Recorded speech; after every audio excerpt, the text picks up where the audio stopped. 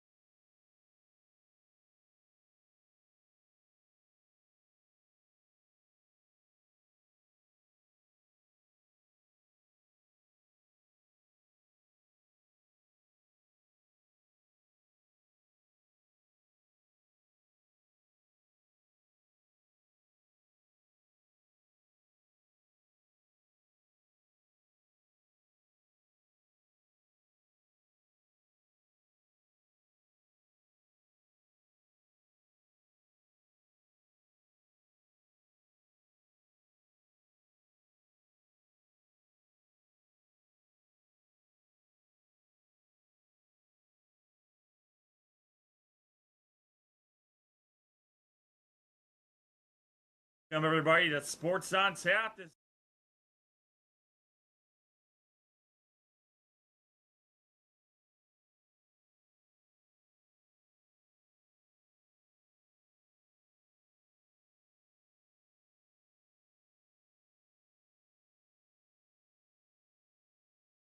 As well. My name is Ed Dick, alongside Rob Troutman, Noah Jacobson, Josh Jeffy, and Sean Duffy. You got to hear about all of our sponsors before the show. We'll take a quick break during the show, and then we'll play the sponsors again at the end. So we can't thank them enough for how they support Sports on Tap and help us bring the best high school football coverage in the area for the four conferences.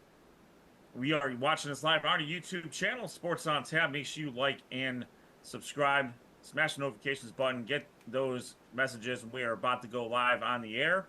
We are also on Facebook at Sports on Tap.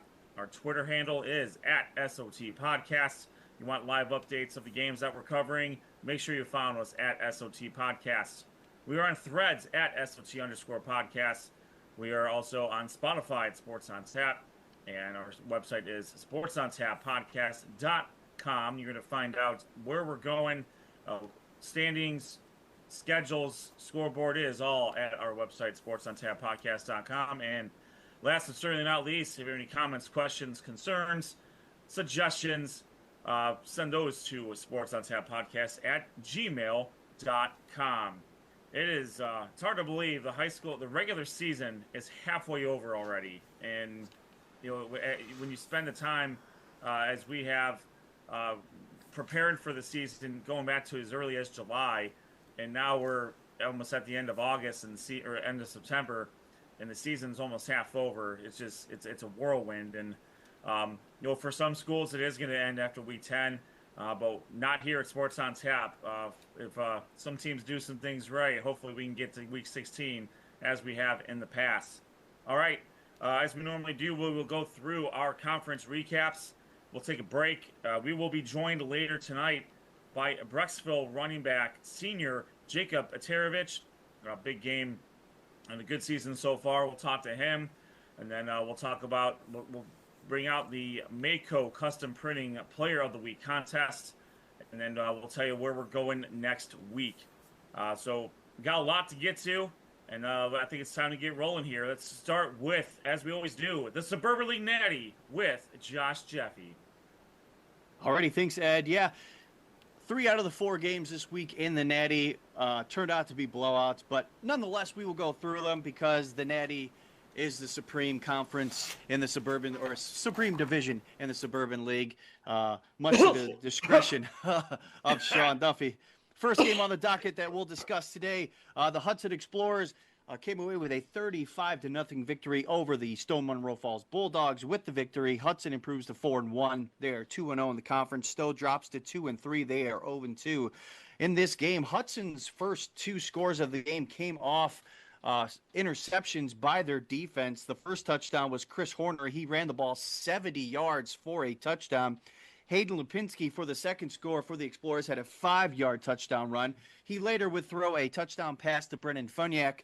Anthony Paolucci, had a punt return for a touchdown in this game, and the backbreaker that pretty much ended the game for the Stone Monroe Falls Bulldogs was Hayden Lipinski hitting Nathan Judy on a 17-yard touchdown pass, and that made the score 35-0. The interesting part of this game is that this game actually ended with 9 minutes and 18 seconds left in the fourth quarter due to a blackout at the stadium. So not only did the game end, the homecoming game had to end quickly, but nonetheless, it's a memory that both teams and the student body of Stone Monroe Falls Bulldogs will remember this homecoming game as the one where it had the blackout. So once again, Hudson with a 35-0 victory over Stowe. Nordonia improves to 5-0 on the season with a 48-14 victory over Solon. This game was actually tied at 14 in the second quarter, and then the Knights offense exploded. In total for this game, they had 460 yards of total offense to Solon's 195. 278 of those yards came from Steven Faycolt. He was 13 of 21, 278 yards and 3 touchdowns. Connor Wapham had 73 yards on the ground on 15 carries with a touchdown. Carson Fisher also helped out his quarterback, receiving 82 of those yards. He did have a touchdown, and on defense, he had 5 tackles for a loss. For Solon, quarterback Brody Cohen was 16 of 35 for 143 yards, 2 touchdown passes, but he did have 2 interceptions. Nordonia, 48-14 victory over Solon, improves to 5-0. They are 2-0 in the conference. Solon drops to 1-4. They do not have a win yet in Suburban Natty play. Now, this game is one of those high examples that the score probably did not dictate how the game actually went. Wadsworth, 39-0 victory over Twinsburg. However, Wadsworth head coach Justin Todd was really quick to give compliments to the Twinsburg Tigers. Coming into the game, they were nervous about the size of Twinsburg.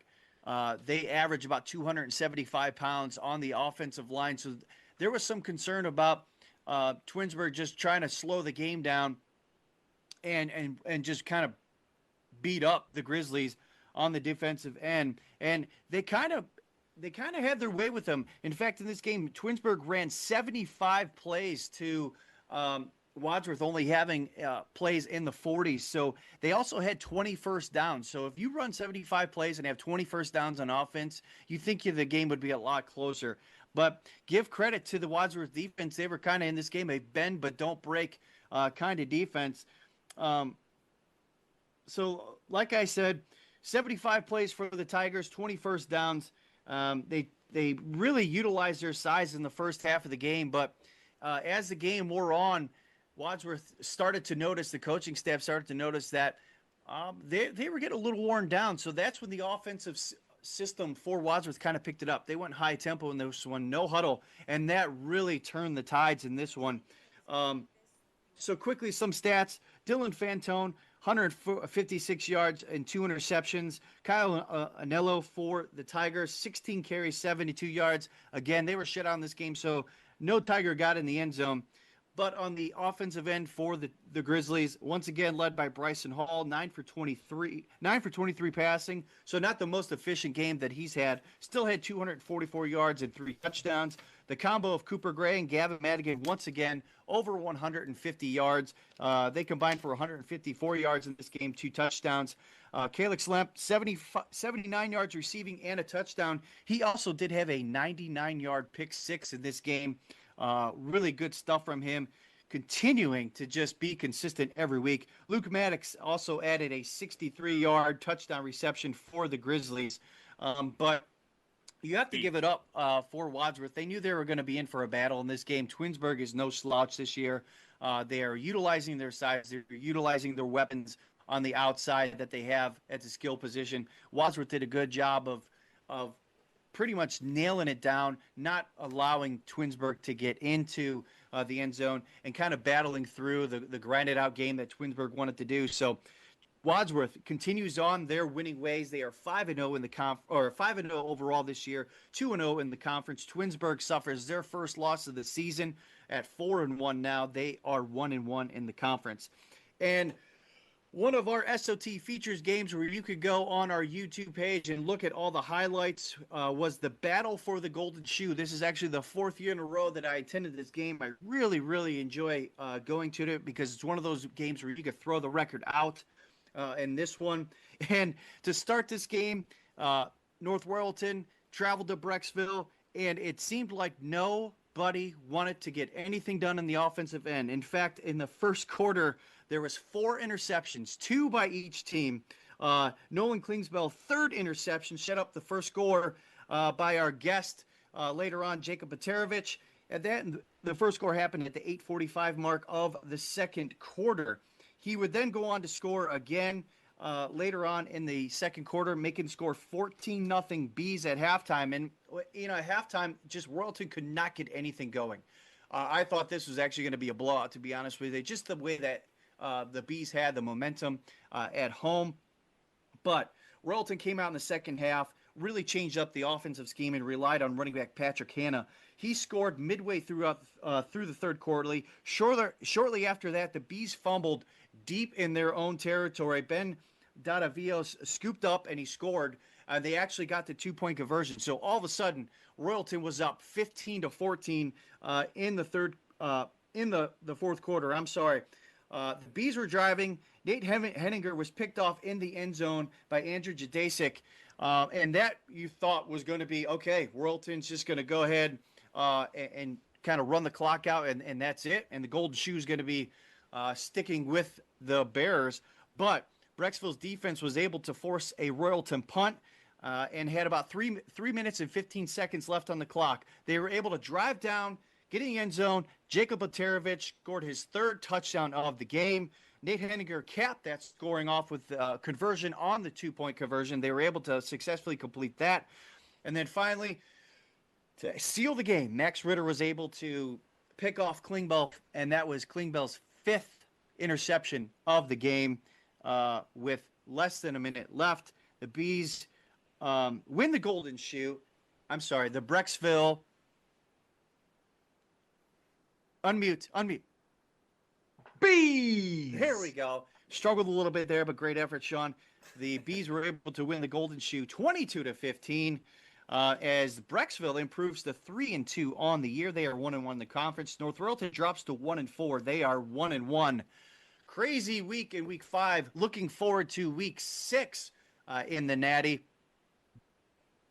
As we can move that forward, Brecksville will travel to Wadsworth. Nordonia will travel to North Royalton. Probably the game of the week in the Natty. Hudson will go to Twinsburg, and Stowe, Monroe Falls, will take on Solon. So 3 blowouts, 1 game. One of the blowouts was a lot closer to, I think, what people thought, and a great game, once again, between 2 bitter rivals that have been playing for the Golden Shoe since 1936, as Brecksville defeats North Royalton. Sean, you have a lot to live up to on the American side. The Natty was representing for sure. Yes, you do. Well, then take it away, my friend. As they should, Joshua, because the Natty does what they do. But let's be honest, when we're talking high school football in the Suburban League, it all centers around the one great division. That's the American division, baby. We will start off with Revere traveling to take on Aurora.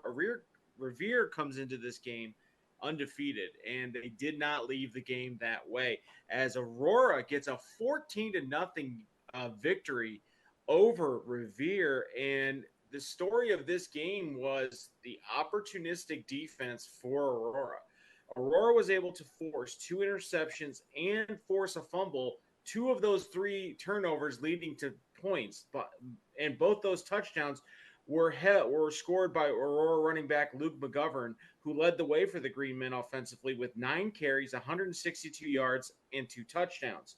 Not to be outdone, the Aurora's defense held Revere's entire offense to 101 yards total for the game. That's a great if you're Coach Mahalik, you are very proud of your defense, because that Revere offense was kind of getting into form coming into this game.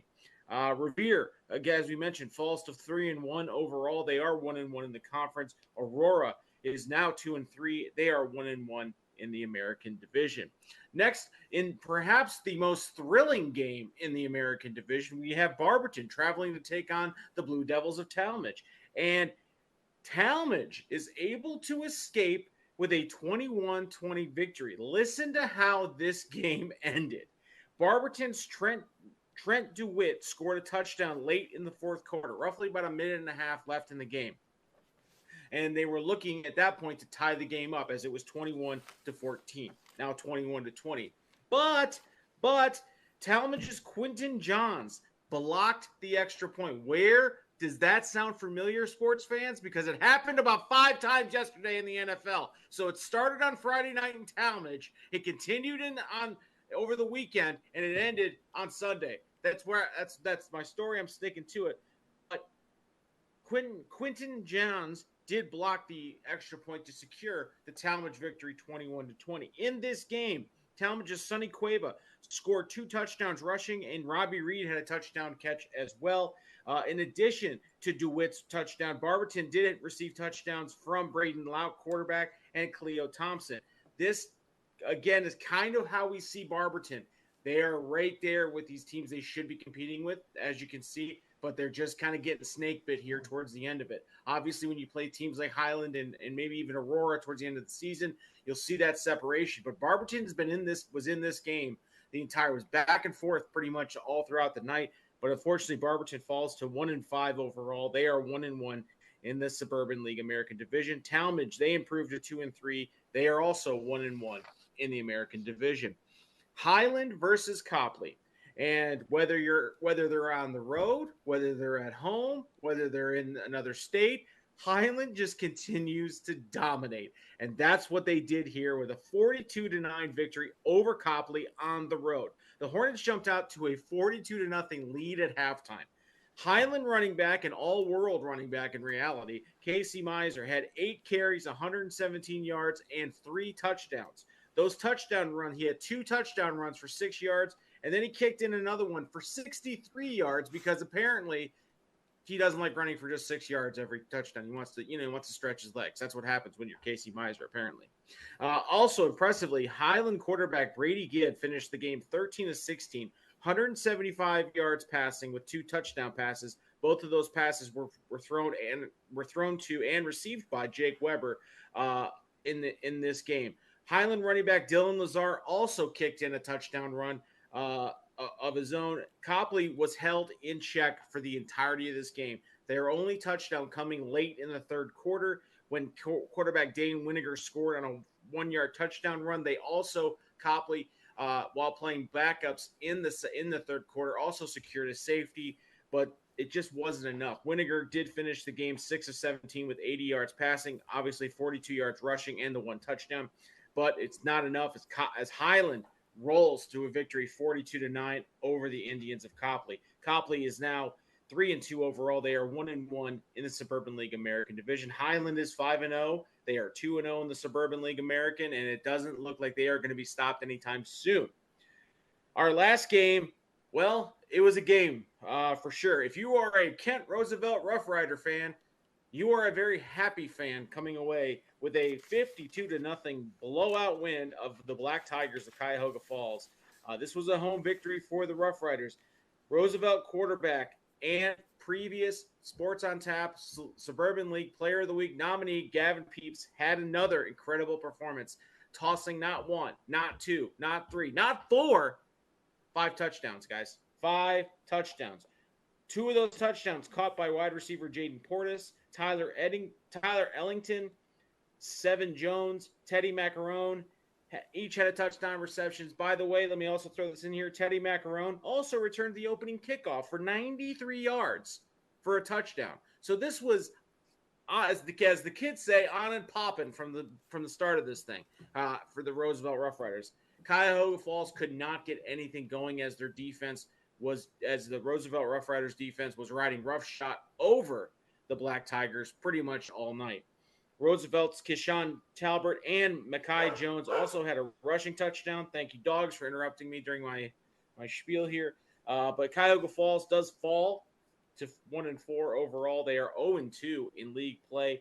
Roosevelt is now 3-2 overall and 1-1 in the American Division. What is on tap for the American Division in week 6, not 4? Thank you, Sean. Copley travels to take on Aurora. Roosevelt will travel to take on Barberton. Cuyahoga Falls will travel to take on Revere. And Talmadge has a tough task traveling to take on the Hornets of Highland. Our Suburban League Player of the Week nominee, we gave it to Aurora running back Lucas McGovern. 9 carries, 162 yards, and the only 2 touchdowns scored in a game. You get a big win over an undefeated team, you're the main culprit of it, you get nominated. That's just the way it fits. Ed, Rob, Noah, Josh, that's all we got from the Suburban League. Back to you guys.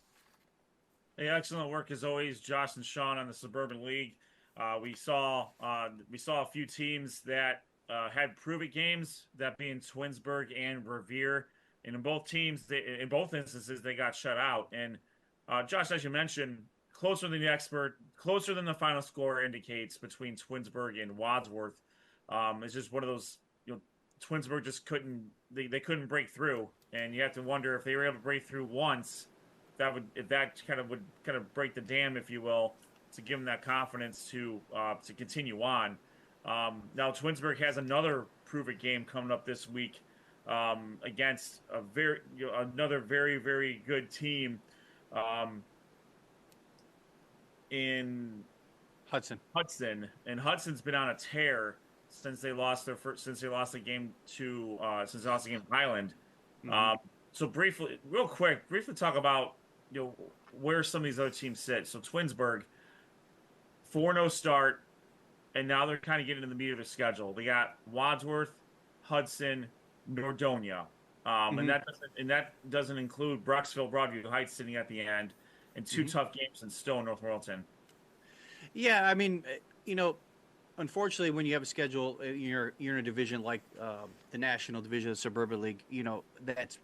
That's a pretty top heavy, and I think we can all agree that Wadsworth, Hudson, and Nordonia, are the cream of the crop of the division. But a team like Twinsburg, they know who they are, and I think I was at one of their games already. Coach Salter has that team identity. He knows what they're good at. They had a good game plan against Wadsworth. It's just Wadsworth is just a really good team. They know how to combat that, and they have the players to combat what Twinsburg brought to them, and they were able to adjust on the fly. And that's, that's experience. That's, Wadsworth is not only a team but a program, and that's the kind of ability you're able to make those adjustments quickly when you are a program like that.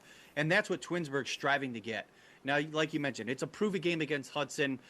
They're going to be up for the challenge. And I think Coach Schulter knows, his coaching staff knows, that if he wants his team to become a program like those three that we mentioned, he's going to have to beat these teams and come through and not only just compete, but maybe get a victory. And they're well on their way. If they could just continue to build on what they have going, they're well on their way.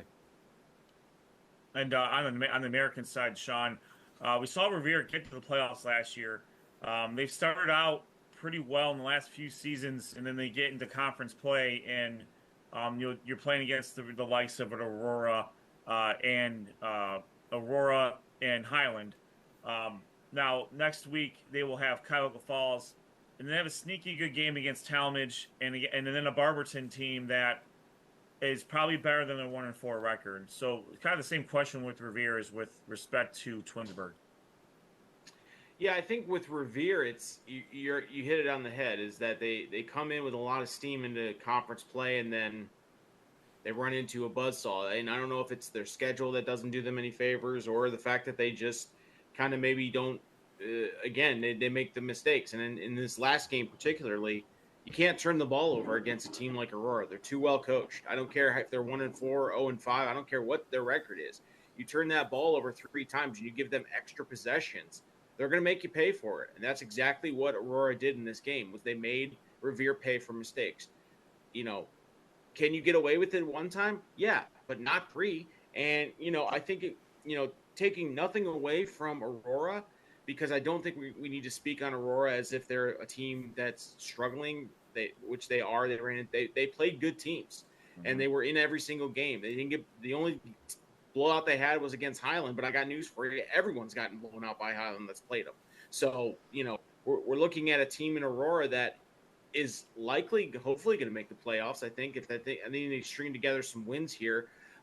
Their computer points aren't where they need to be, so they kind of have to get some help. But they're rounding into a team that maybe people don't want to play towards the end of the year. Revere, they gotta correct the ship. Luckily, they have the ability to do that. They have players that can do that. They have a good defense. They have a good offense. They need to stop shooting themselves in the foot in these big games to get themselves to that next level, to be that next part of, we talk about the tiers in the American. There's Highland, and then there's Aurora, and then there's everybody else. They want to be at that top tier of the American, especially now that Highland's leaving next year. They want to be that perennial team that's there. But they have to start playing consistently. They have to start limiting mistakes, and that's going to be something that haunts them throughout the rest of the year, I think. Yeah, great analysis by both you and Josh about some teams that that probably don't get a whole lot of love, but they certainly get it from here on Sports on Tap. We're happy to do it.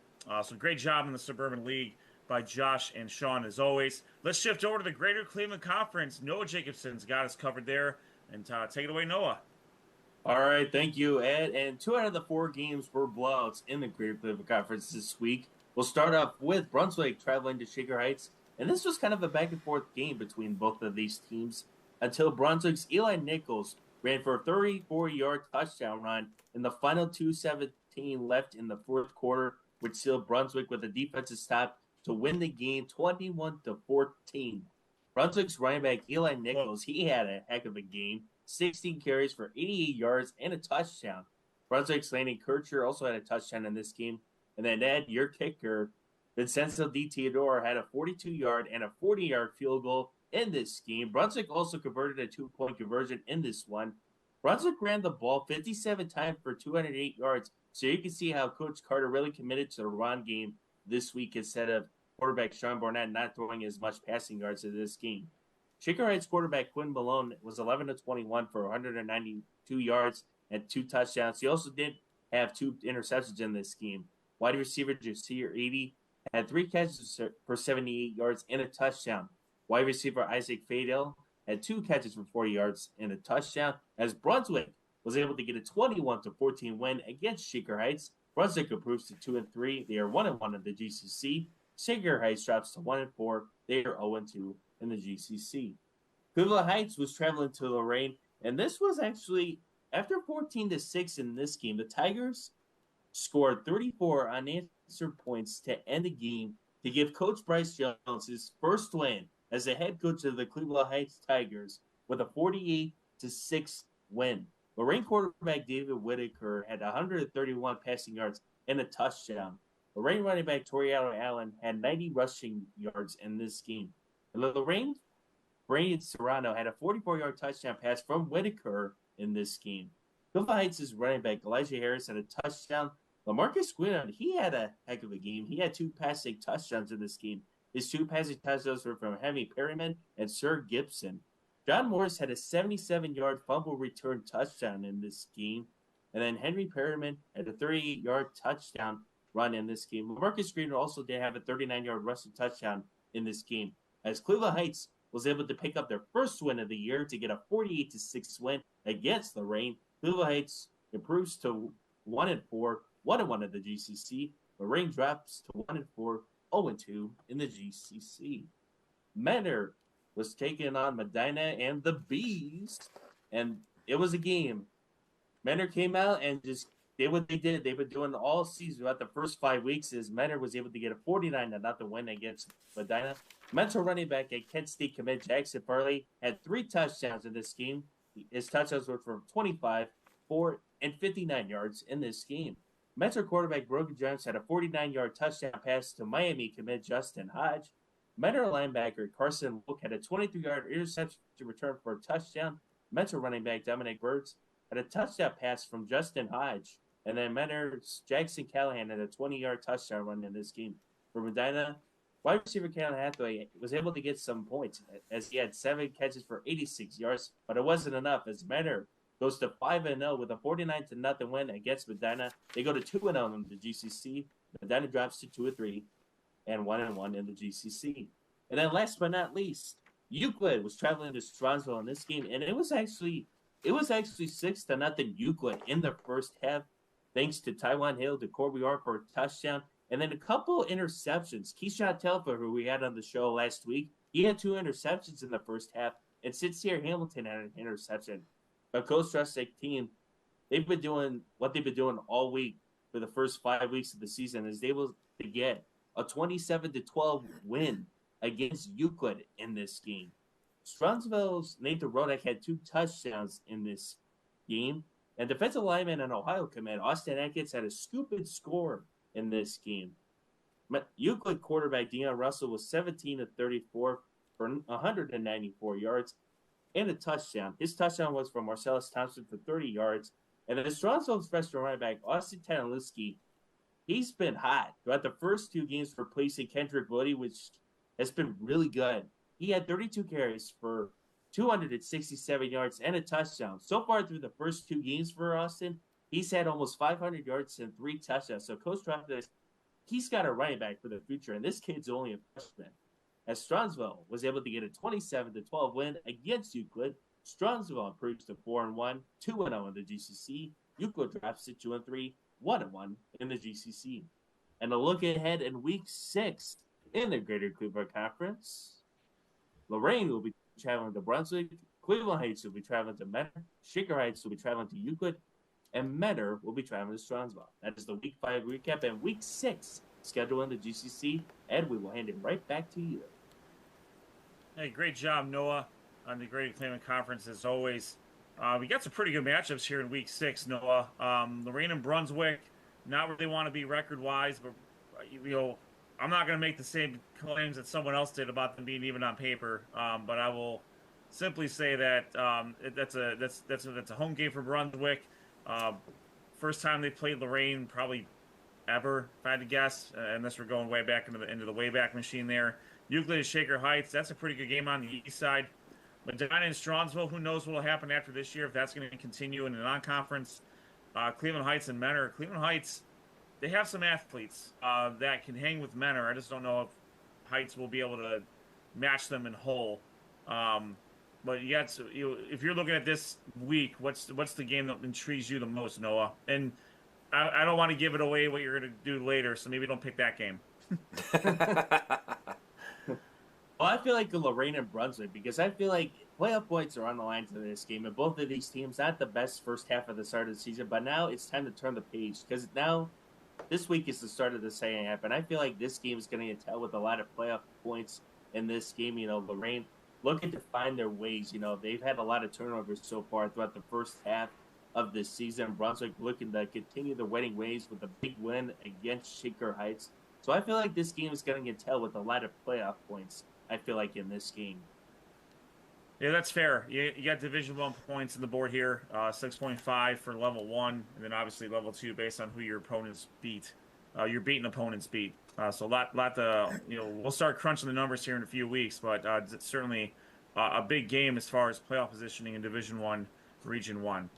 All right, let's shift over to Rob Troutman. He's got the Southwestern Conference, including the Battle of Not Bagley Road, which yeah, I was a little bit off. Just a tad. I think we might end on that note for the Southwestern Conference. But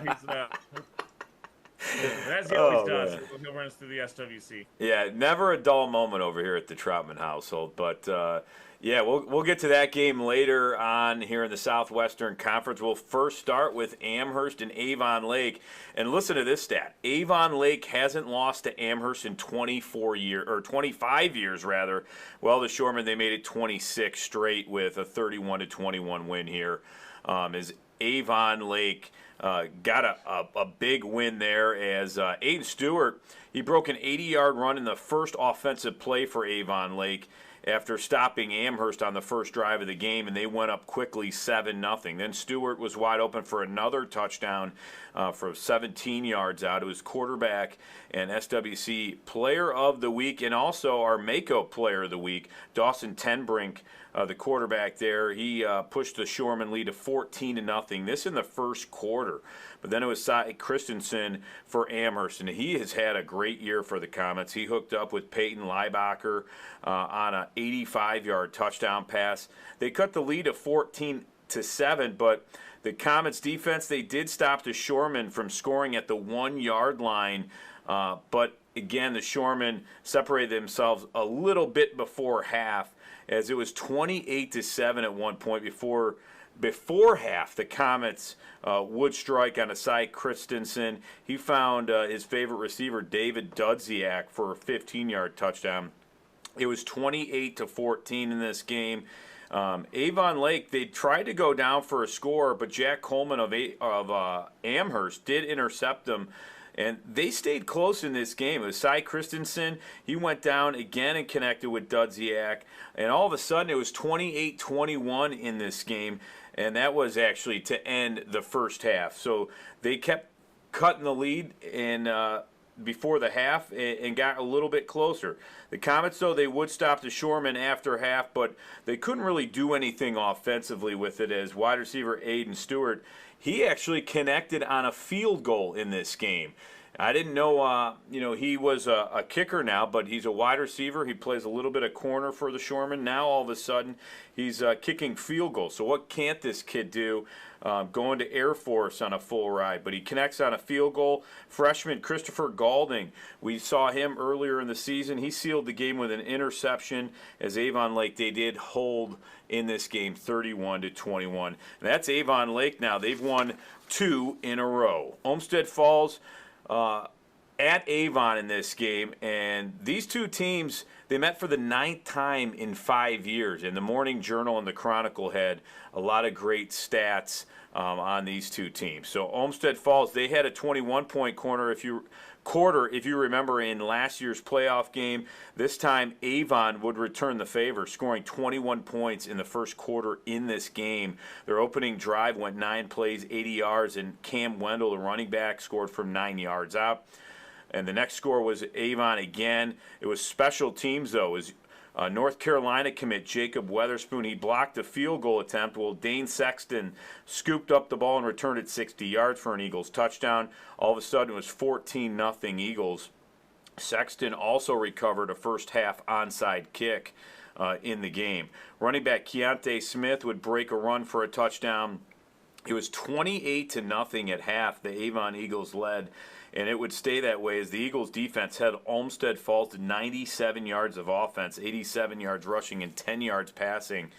And the Morning Journal with those stats. Avon wins here their 29th consecutive SWC game, 28-0. They improve now to 4-1 as Olmsted Falls falls to 3-2. And Amherst, they did fall to 2-3 the game before, and Avon Lake now improves to 2-3. Moving to North Ridgeville and Elyria. Elyria trying to win their first game of the season, and it wouldn't happen on this day as North Ridgeville, they recovered an onside kick to start the game, but couldn't move the ball. So they turned it over on downs at the Elyria 19, but then again, North Ridgeville would have the ball. It was quarterback Cole Miller. He had a huge role in this game as he ran for 112 yards on just 9 carries.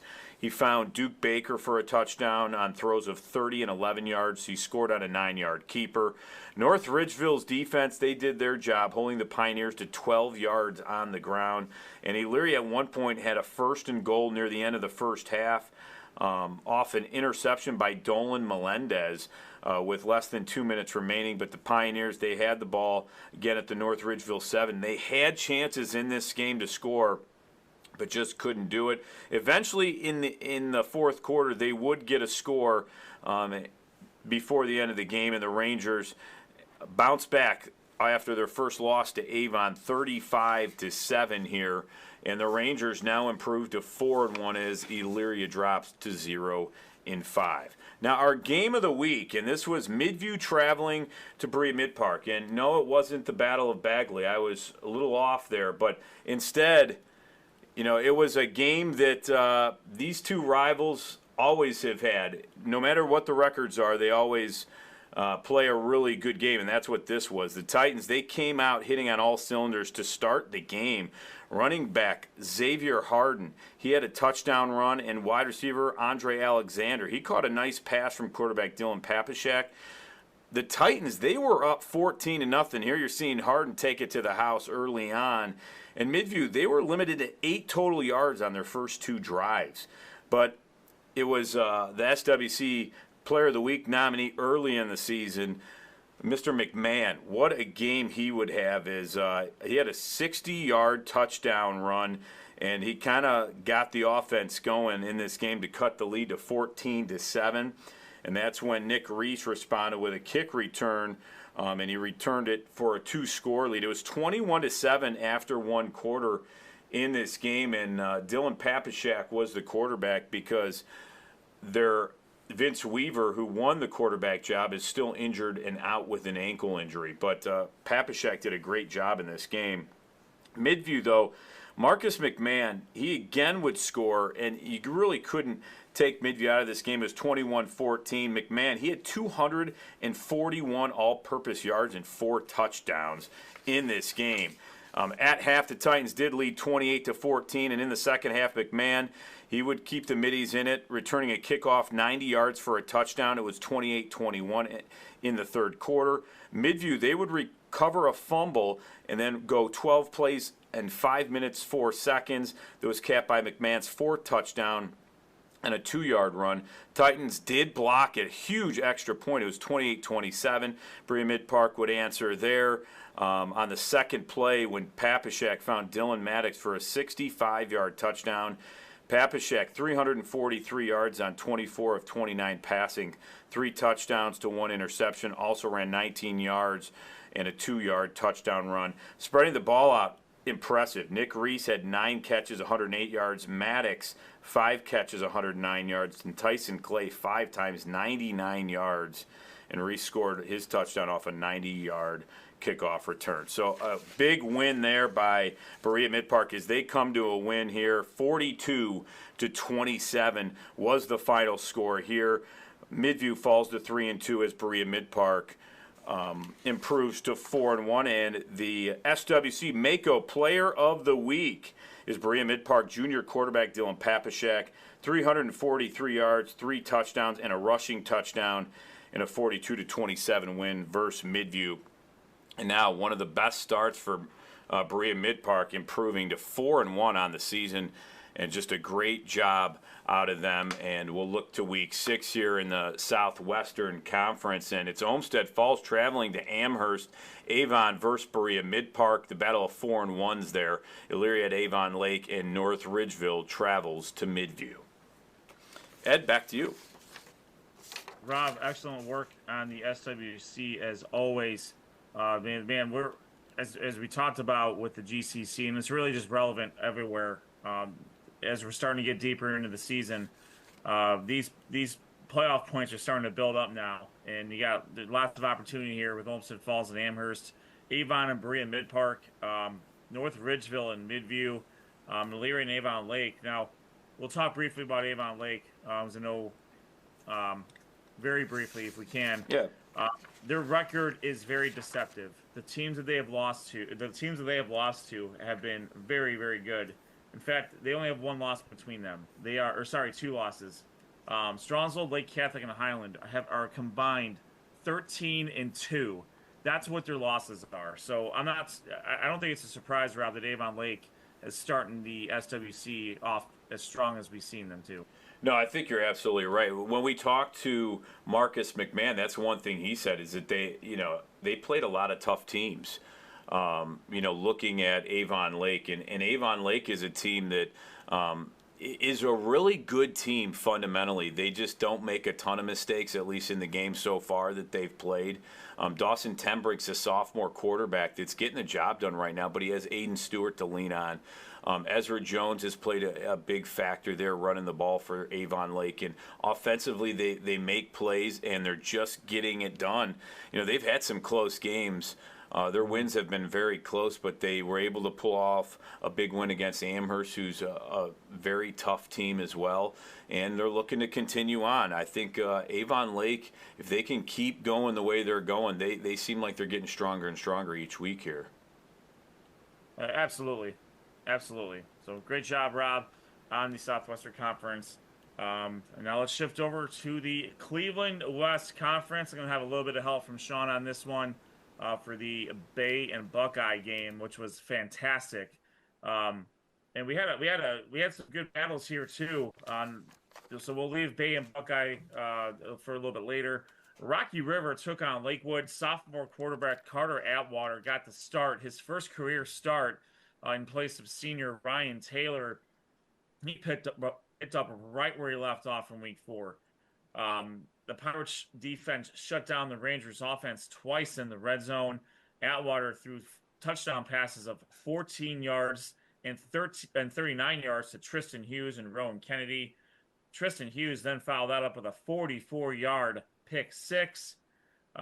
Atwater then threw an 85-yard touchdown pass to Danny Berg. The route was on. Pirates were up 32-0. Lakewood didn't go away. Freshman quarterback Otto Wilhelmi threw a 30-yard touchdown pass to Jacob Stoll, but Hughes had a huge game.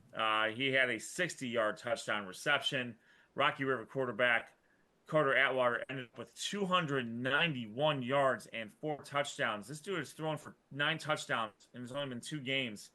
The aforementioned Tristan Hughes, he's a junior by way of St. Ignatius and St. Ed's. He caught 5 passes for 125 and 2 touchdowns, and he had the pick 6 as well. Danny Berg led the team with 127 yards receiving off of 4 passes. He also had a touchdown. The Pirates' defense was fantastic. They had the 4 sacks, 3 turnovers, and the touchdown. For Lakewood, Otto Wilhelmi, he had 14 of 30 passing for 180 yards and at least 1 touchdown. Add that all up, Rocky River gets a 39-13 victory over Lakewood. Rocky River is 4-1 overall, 2-0 in the conference. Lakewood drops to 3-2 overall, 1-1 in the conference. All right, Normandy and North Olmsted, and we were just waiting for North Olmsted's offense to wake up, and they did so in emphatic fashion. Cone Beasley rushed for 2 touchdowns, 13 seconds apart. After Luis Batista intercepted Invader quarterback Jacob Muniak in the first quarter. The Eagles then got a safety off of a punt snap that went over the head of that got mishandled. And then Tanner Thorne ran it in for a 24-0 lead for the Eagles. Normandy got on the board with a 42-yard touchdown pass from Jacob Munyak to junior wide receiver and former CWC Player of the Week nominee Nick Williams.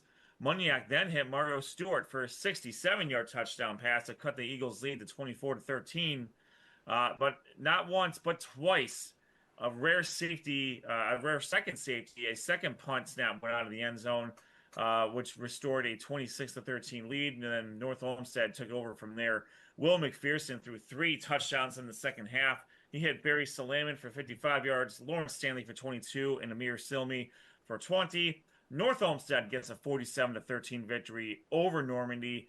North Olmsted, first win of the year, 1-4 overall, 1-1 in the conference. Normandy drops to 1-4 overall, 0-2 in the conference.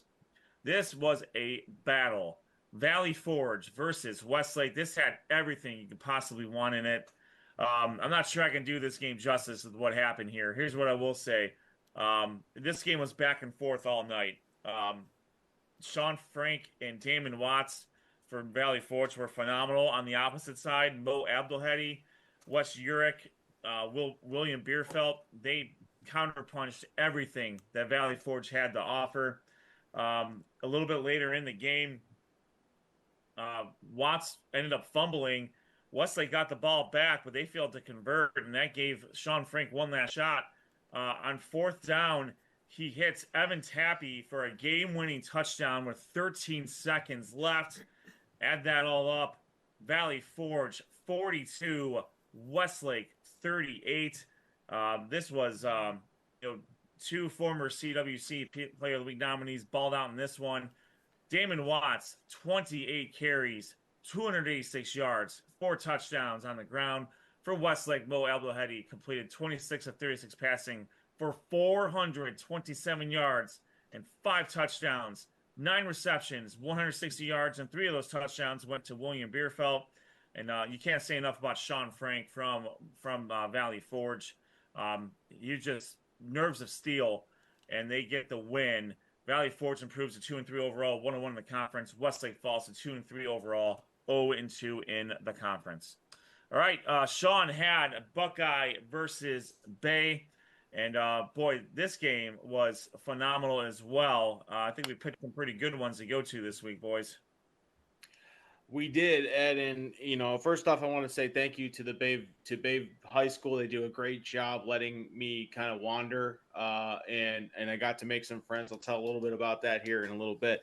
But we start off with the game, and this game was slow to get started when it came to scoring. We fast forward to the end of the first quarter where quarterback Patrick Cleary connects with Charlie Rogers on an 8-yard touchdown pass, or 11-yard touchdown pass.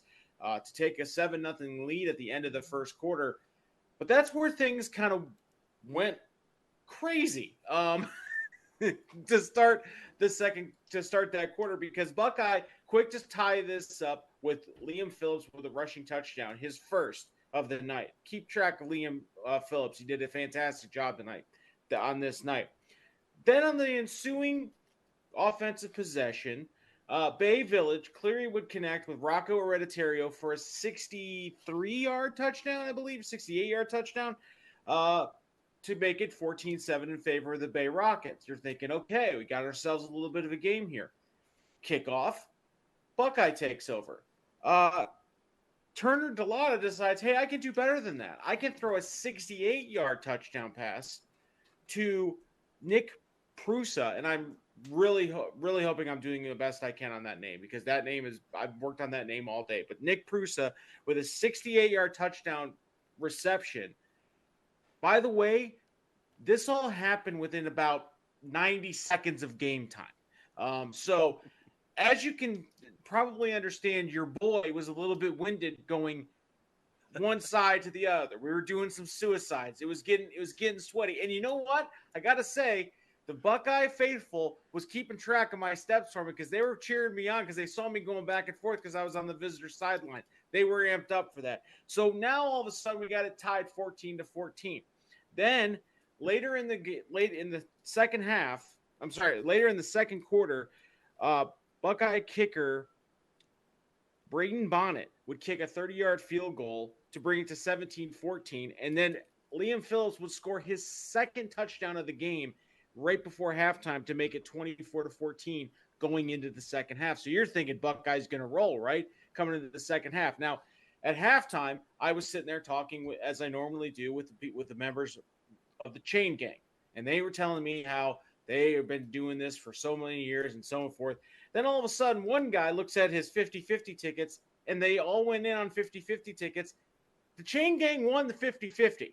So somebody had to go up there and claim the ticket. So your boy stepped in and helped with the chains for the first drive of the second half, which is why I was a little late starting my second half spiel. Now, I will say this. They didn't give me anything detrimental where because I told them, I said, something about what I do, it's subjectivity. I want to make sure I'm objective. I don't want to say I'm helping anybody because you know me, guys, up and up. Guy, I'm a team player. I play by the rules. Something everyone knows about me. So I only actually did about 1 or 2 plays as the clip guy. Still don't really understand the clip, but I was just told to put it on a thing and then move on. But I helped out, and they got to win their 50-50. So we get to the second half, and Patrick Cleary found Charlie Rogers for his second touchdown of the night, and would also hook up with Michael Foreman of the night. But that would counteract what Liam Phillips did for Buckeye, which was scoring his third touchdown. And then kicker Braden Bonnet would kick, Ed, you got to be impressed with this, 37-yard field goal from was my right, so left hash going in. Pretty good. I mean, it was a bit of an issue because I think they tried or they had to call a timeout because I don't think they were in the right setup. I don't know. The special teams coach went out there and talked to them.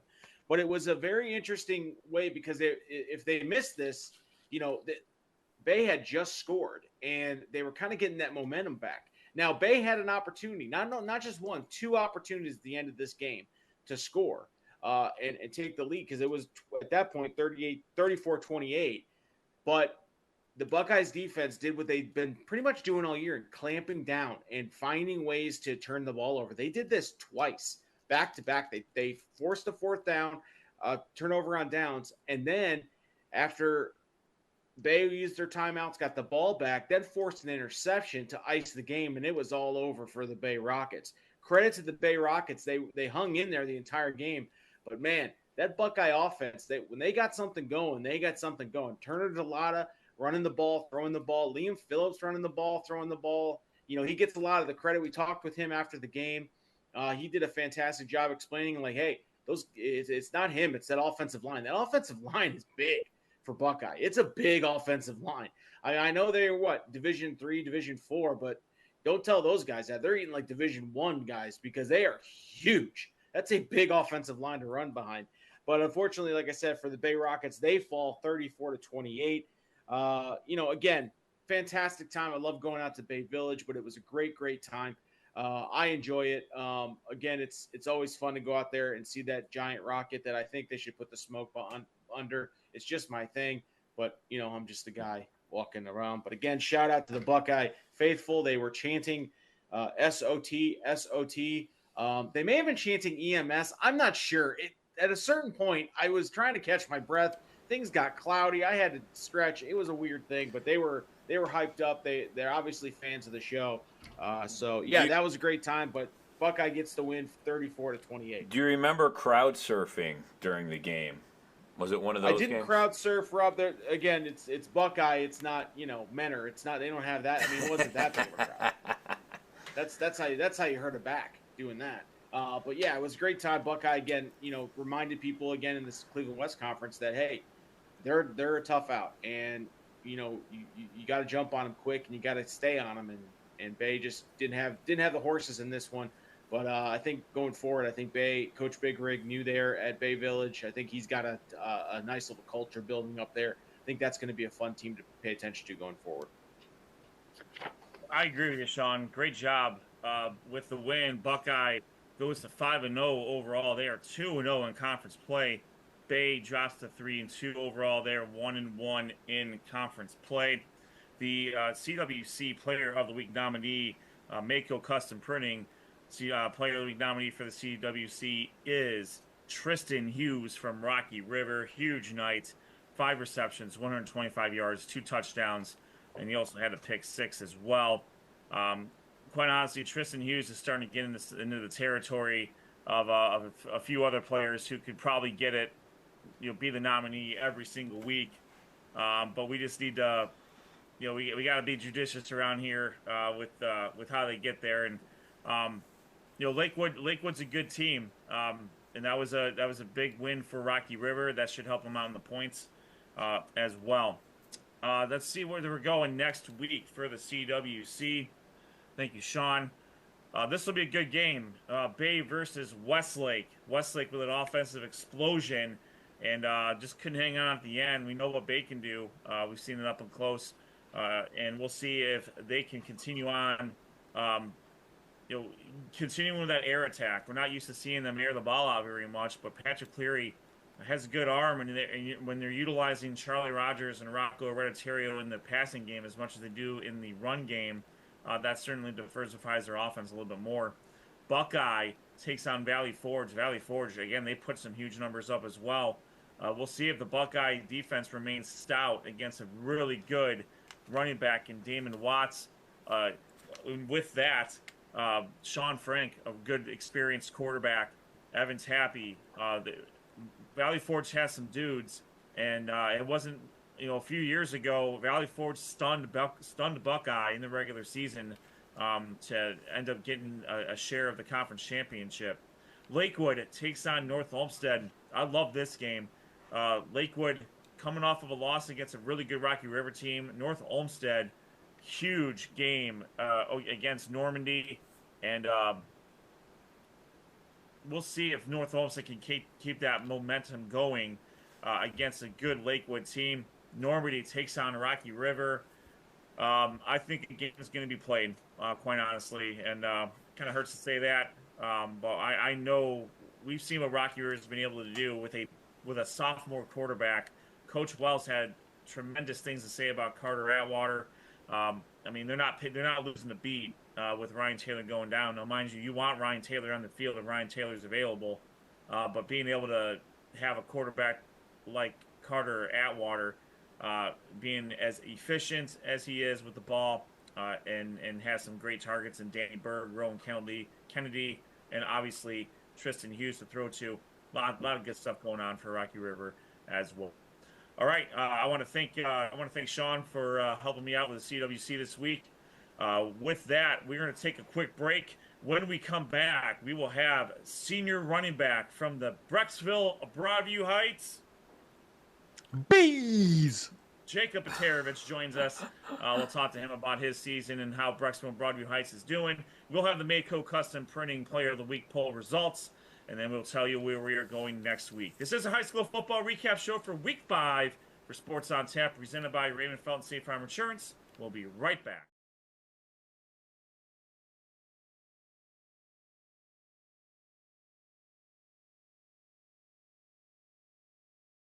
Sports on Tap's high school football coverage is on every Monday night at 7:30 p.m. Watch live on YouTube and make sure to subscribe. Sports on Tap's high school football coverage is presented by Raymond Felton State Farm. Have you compared insurance rates lately? Are you satisfied with your current insurance provider? If not, look no further than Ray Felton State Farm, a proud sponsor of Sports on Tap. For a free quote, call his office at 234-284-2996 or visit him online at rayfelton.com. Whether you're hosting a corporate event, wedding, conference, concert, or any other special gathering, our comprehensive range of services will exceed your expectations and elevate your event to new heights. RRT Productions. We shoot, we edit, you win. Visit our website at www.rrt-productions.com. We've got the experience, the passion, and the beach to make your event a smash hit. Whether it's a romantic wedding, a lively sports venue, or a rocking high school dance, Troutland Entertainment has you covered. Contact them at 330-414-4261 or email them at troutlandent@gmail.com. That's troutlandent@gmail.com. It's all about the deal at Brunswick Auto Mart. Save big this month with deals like this. Don't miss the Make This the Summer event and lease a new 2025 Ram 1500 Night Edition Crew Cab 4x4 with heated side mirrors, parking sensors, backup cam, Apple CarPlay, and lane departure warning for just $319 a month. Brunswick Auto Mart. Car buying made truly simple.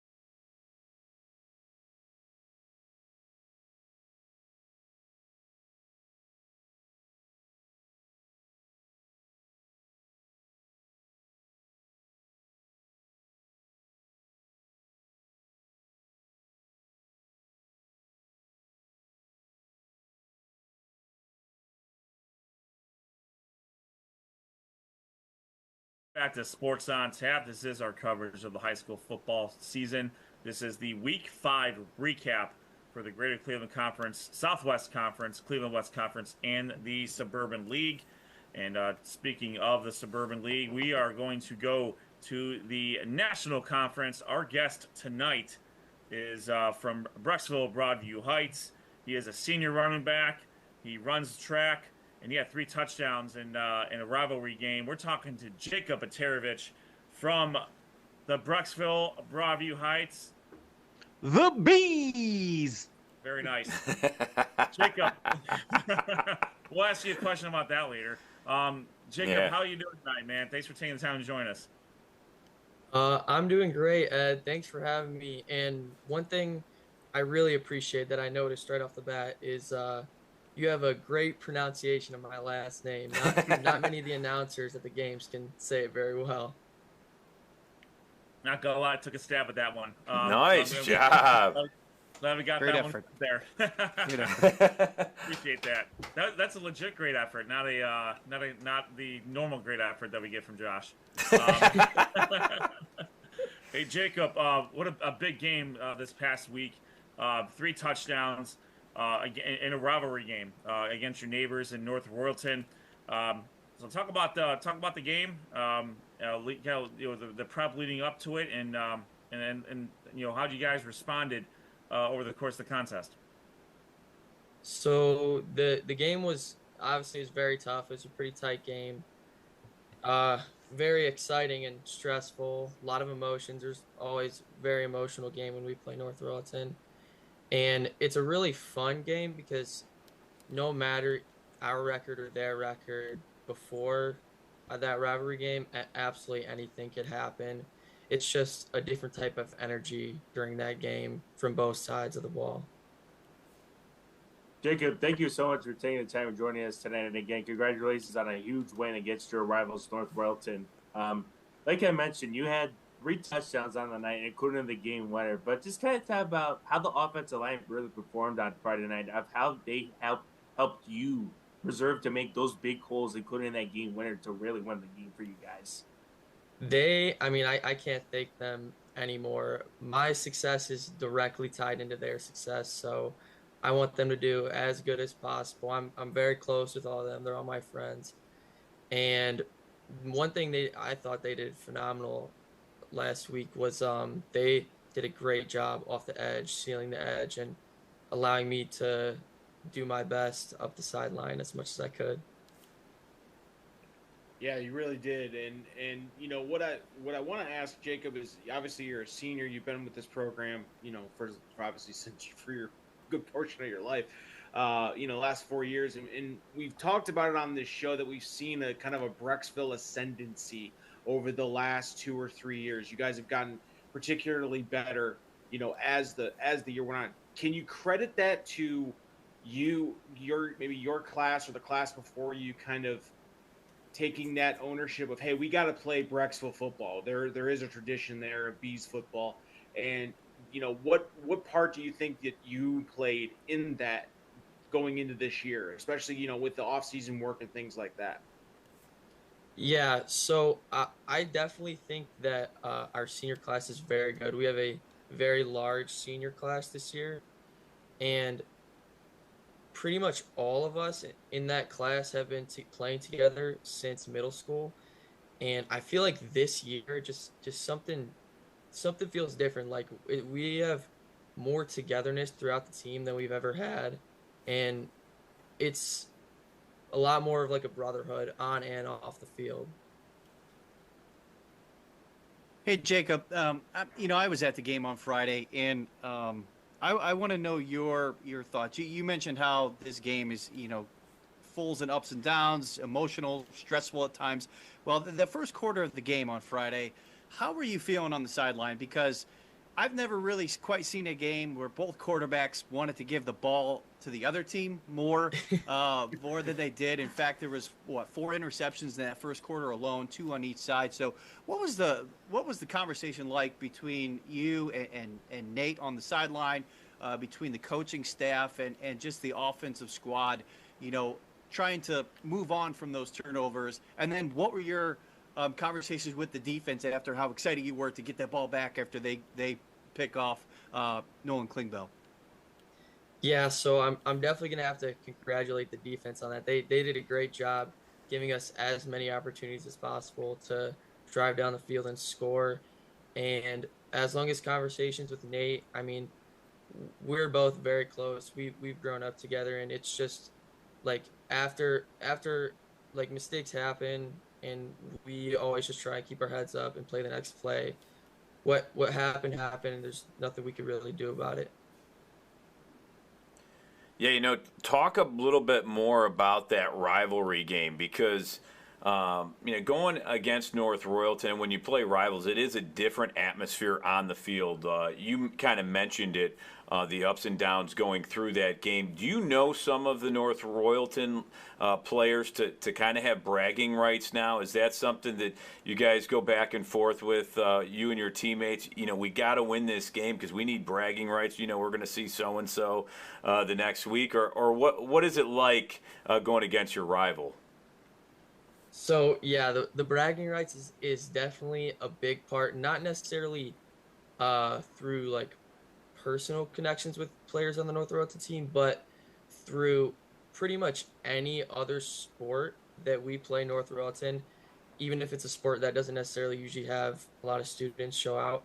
If they're playing North Royalton, there pretty much will always be a student section regardless of the sport, and in that student section, there's always chants about like let's play football or like we've got the shooters and stuff like that. So it definitely does play a role in other sports as well. Nice. We're talking with Brecksville, Broadview Heights senior running back Jacob Eterovich. Well, Jacob, a couple of years ago as a sophomore, you guys make the playoffs. You win a first round game. Obviously, you go up against a buzzsaw in Avon. Last season, 3-7. Obviously, not where you want to be. This season, you've already matched the win total from 2024 with plenty of season left. You're currently in playoff positioning. Talk about the off season. As you grew from a junior to a senior, and how much of that has to do with the seniors kind of banding together and making sure that you guys have a season to remember as you're going out. Yeah. So one thing that a lot of our strength coaches preach is that like the off season is what determines our record for the next year, and that we always got to keep our attendance high in the off season through those hard, tough winter lifts. that you wake up early in the morning, it's cold, no one wants to do it, but it's the work that has to get done in order to have a successful season. Jacob, after the game, I spoke with Coach Black, and we talked about you obviously because you scored the three touchdowns for the Bees, but he mentioned that he was really your program guy. Just talk about your time in the Brecksville Broadview Heights football program, and from middle school you've been with this group of seniors, and then you guys have grown together. Just talk about your time just within the Bees football program, and what lasting memories that you will take with you as you move on. We've got a great group of guys, and one of my favorite things is always either on Saturday mornings or Thursdays after practice, we'll get pretty much almost the whole varsity squad on the sidelines for the freshman games and the JV games, and we just all like to be together and cheer on some of the upcoming generations of Brecksville football. Hey, that's huge. Even back in the day when we were playing, that was a big part of that's a big part of program building. Is when you're freshmen and you see the varsity guys and the JV guys that are cheering you on. That's a big boost. Knowing that the rest of the program is there for you, and that the support is there. We'll get you out of here on this one. We got Wadsworth coming up here. Very good team, very good program. I don't think I need to tell you that. Without giving away too much, what have you seen that they do pretty well that you guys might need to look out for? So with Wadsworth, the one thing that we know right off the bat is they're going to play hard all 4 quarters. They're definitely a very big, hard-hitting team, but we know that we can put up a fight, and that as long as we can put together 4 full quarters of football, we'll have something. We'll be able to hold our own. Jacob, Ed lied. I got one more question for you. When you're looking at the Suburban League in total, 2 divisions, in your opinion, which one is the more superior division? Listen, you are under no obligation to answer this question. Listen, it's an ongoing thing. You're asking National Division player, which the superior one. We all know what he's going to say. Go on. I'm not going to be rude to our guests. I just would like to point I don't know. Jacob's well spoken. I mean, I can't wait to hear this. I can't believe Josh went there. Come on, let him speak. I would definitely have to say that the National League is the superior. The Natty. Thank you, Jacob. I appreciate your time. Josh is going to cut that into a promo right now. Best of luck the rest of the season. Thank you. I really appreciate it. Thank you guys for having me. Hey, thanks for coming on. We appreciate it. You. Yeah, absolutely, Jacob. And obviously, best of luck for the rest of this season, and then also your track season coming up as well in the spring. But you certainly got a lot more to accomplish on the gridiron before you get on the track. So good luck to you this year. Thank you. I really appreciate it. That is senior running back from Brecksville Broadview Heights, Jacob Eterovich, joining us tonight. What a great interview. Sean's going nuts right now. He wants to say so many things. In their last season in the Natty, from what we're understanding, he's keeping to the company line. So that's that works. That works there. Let's shift over to the Mehco Custom Printing Player of the Week poll, and none other than Josh Jeffy's going to get us going on this as well. Let's talk about the real conference, baby. Let's go. Oh yeah, week 5, the Mehco Custom Printing Player of the Week nominees. We have 4 great nominees. We'll start from the Suburban American, Luke McGovern from Aurora. For the third straight week. Yes, you're right. But remember, we talk about this, and we both come to a great conclusion. We may be rivals, but we can come together. You're right. True that. We have Tristan Hughes of Rocky River, Dylan Papashek of Berea Mid Park, And I forget Mr. Luke. Greenwood the second from Cleveland Heights. I had to cut off his first name. Sorry about that. But with 43.2% of the votes, it goes to Berea Mid-Park's Dylan Papashak. Is that another Southwestern Conference? Let's go! I think That's 4 in a row. You guys are talking about the Natty in America. Let's talk about the SWC, baby. Yeah, hey, the proof is in the polls, my friend. They have done a good job. Dang. But Suburban League finished in second place. Cleveland West finished in third place, and followed up in fourth place, the Greater Cleveland Conference. So thank you again to Mehco Custom Printing for sponsoring our Player of the Week poll. Dylan, you'll be sent a nice gift package and T-shirt courtesy of Mehco Custom Printing and Raymond Felton State Farm. Excellent work there. Great job, Josh, and congratulations again to all the nominees. And Dylan Papashak from Berea Mid-Park. Again, another SWC victory in the polls. And that's how it's been going this year so far. So hopefully hopefully another conference gets a crack at it next week. And, we'll see what happens there. All right, so we are now week 6. It's insane that we're getting this close to the end of the season. Crazy. So the second half of the regular season starts this week, and I think it's only fitting that we understand where we are going for week 6. So I know Sean's dogs are excited. They are excited to see where we're going. Who let the dogs out? These dogs are idiots. Still happy from the Browns win yesterday. Still rooting, Heck yeah, cheering, man. barking for the dogs. They're going crazy. I know we like to give them the ability to think on their own. The one is just barking at his own reflection in the sliding glass door downstairs. He thinks it's another dog. And I can't help it. He's too cute Sean, to tell him no, but he's just barking at his own reflection.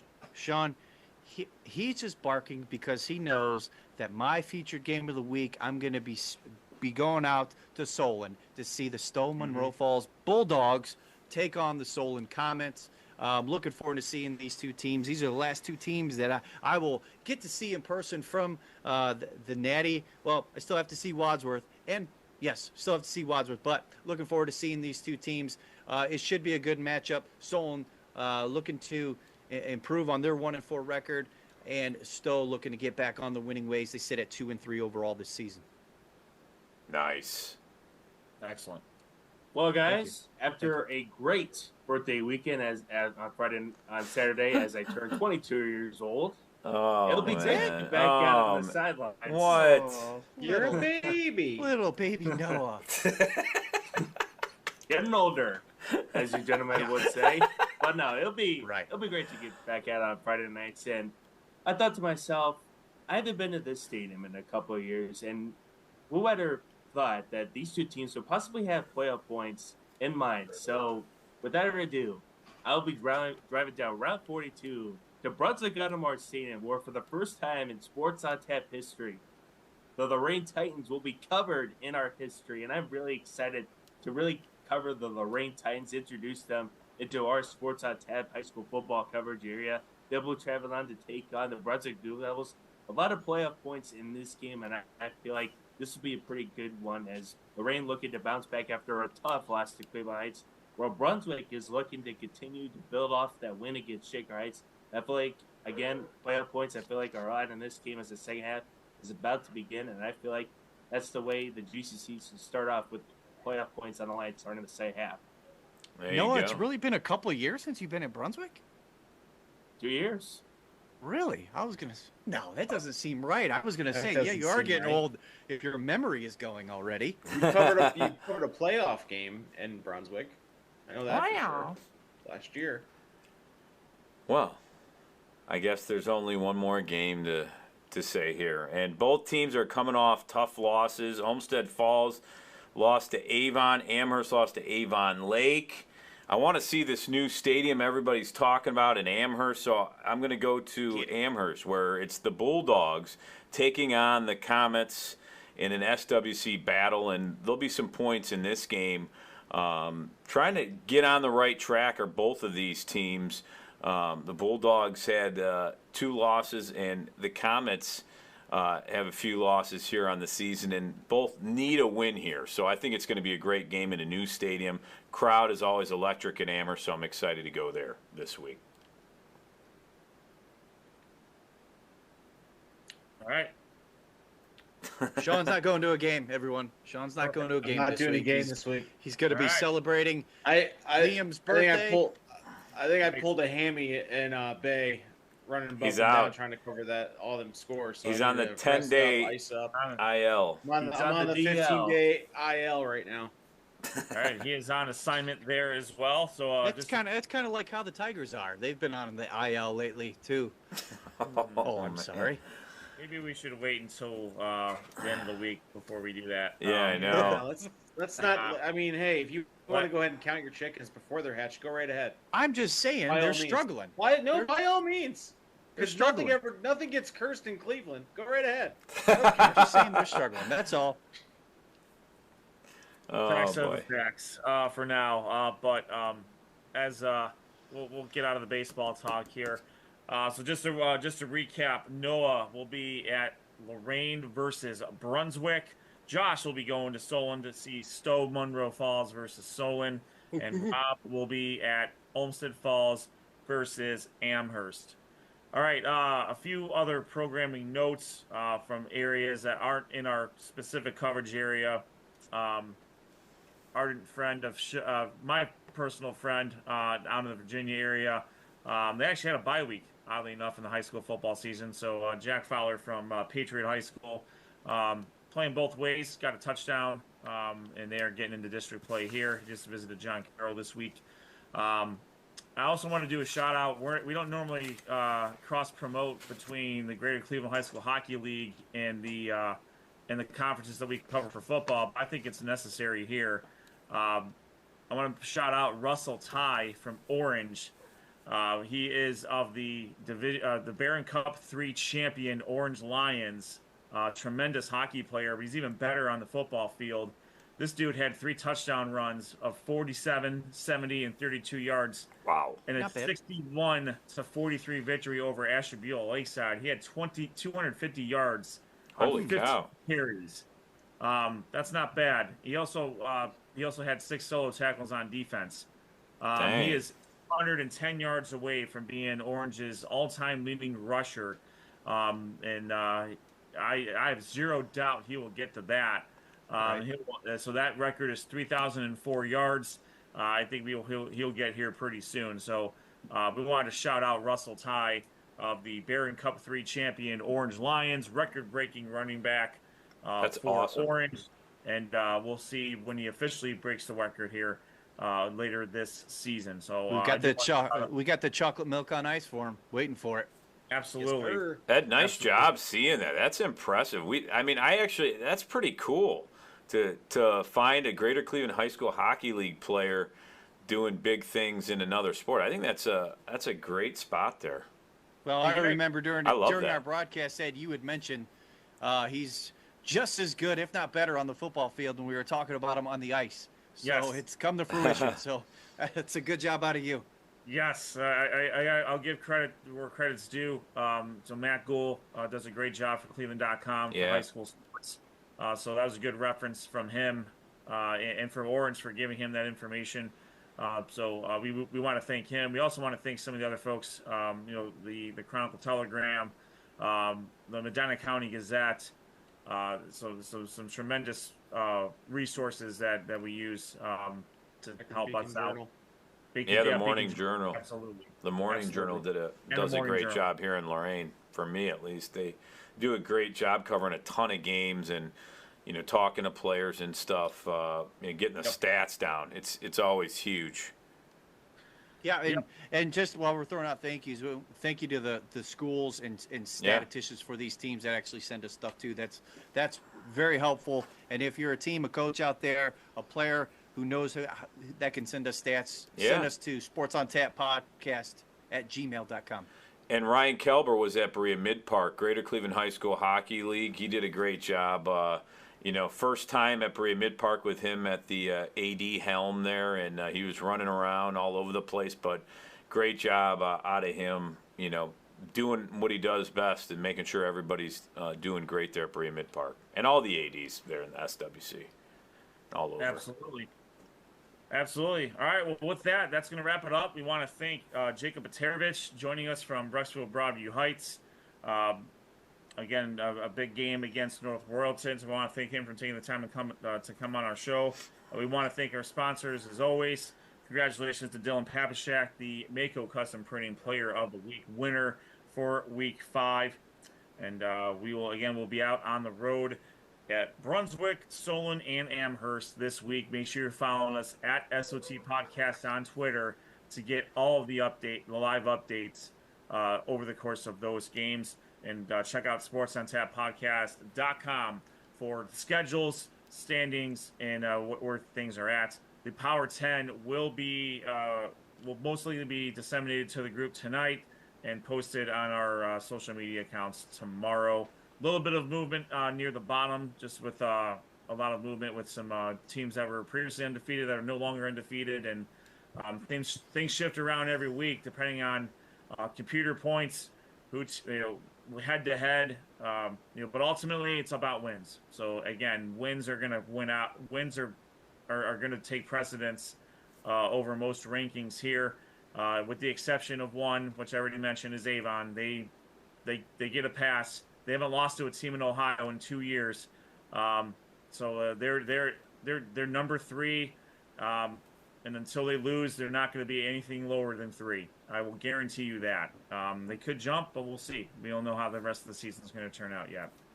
All right, for Rob Troutman, Noah Jacobson, Josh Jeffy, and Sean Duffy, my name is Ed Dick. This has been the High School Football Recap Show for Week 5, presented by Raymond Felton State Farm Insurance. We are Sports on Tap, and we'll see you on the other side.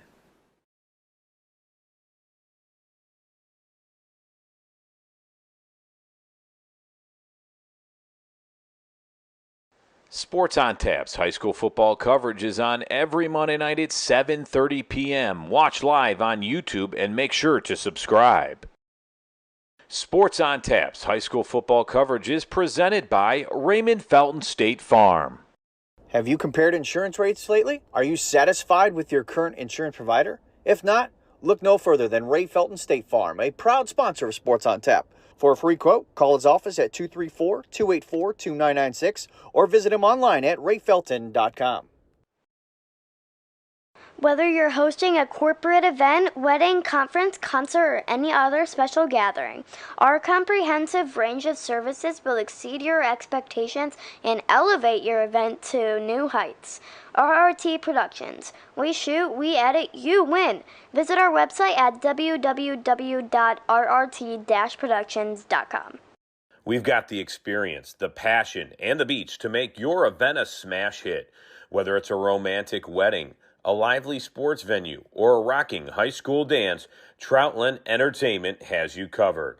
Contact them at 330-414-4261 or email them at troutlandent@gmail.com. That's troutlandent@gmail.com. It's all about the deal at Brunswick Auto Mart. Save big this month with deals like this. Don't miss the Make This the Summer event and lease a new 2025 Ram 1500 Night Edition Crew Cab 4x4 with heated side mirrors, parking sensors, backup cam, Apple CarPlay, and lane departure warning for just $319 a month. Brunswick Auto Mart. Car buying made truly simple.